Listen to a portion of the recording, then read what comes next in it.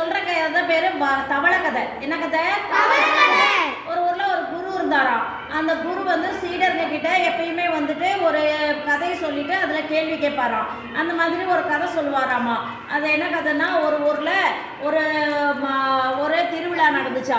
அந்த திருவிழாவில் எல்லா மக்களும் கூடி இருந்தாங்களாம். அந்த மக்கள் எல்லாம் கூடி இருக்கிறப்ப அப்போ என்ன சொன்னாங்கனாக்க, ஒரு கதை சொன்னாங்களாம்.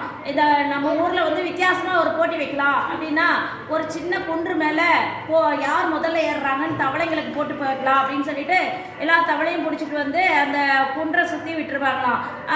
அந்த தவளைகள்லாம் ஏறி ஏறி கீழே கீழே வழுக்கி விழுந்துருச்சான். அப்போ வந்துட்டு ஒரு தவளை மட்டும் மேலே ஏறிக்கிட்டே இருந்ததாமா. அதுக்கப்புறம் உச்சி அடைஞ்சு அதை சுற்றி இருக்கவங்களாம் இந்த தவளைங்களா ஏறப்போகுது, இதுங்களால ஏறவே முடியாது அப்படின்னு சொல்லி சுற்றி இருக்கவங்களாம் மாற்றி மாற்றி பேசிகிட்டே இருந்தாங்களாம். அதை கேட்டுக்கிட்டு எல்லா தவளையும் எதுக்கு கஷ்டப்பட்டு ஏறிக்கிட்டேன்னு இறங்கிக்குமா. ஆனால் இந்த தவளை மட்டும் கேட்காம மேலே ஏறிக்கிட்டே இருக்குமாம்மா. ஏன் ஏறா? அப்புறம் பார்த்தா உச்சியில் போயிடுமா, அதுக்கு ஃபஸ்ட் ப்ரைஸ் அடிச்சிடுமா. அப்புறம் வந்து அந்த தவளையை கூப்பிட்டு ப்ரைஸ் கொடுக்கும்போது நீ மட்டும் எதுக்கு ஏறினா அப்படின்னு கேட்டால் அது வந்து எதுவுமே சொல்லாதான். அப்போ வந்து என்னன்னு தெரிஞ்ச, ஏன் அது சொல்லலை அப்படின்னு அந்த குரு கேட்பாங்களாம். அதுக்கு அந்த சிஷ்யர் வந்துட்டு ஏன் தெரியலையே அப்படின்வாங்களாம்.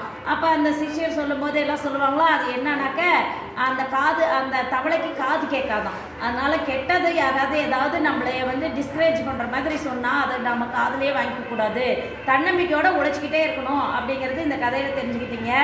இதுதான் வந்து தவளை கதை.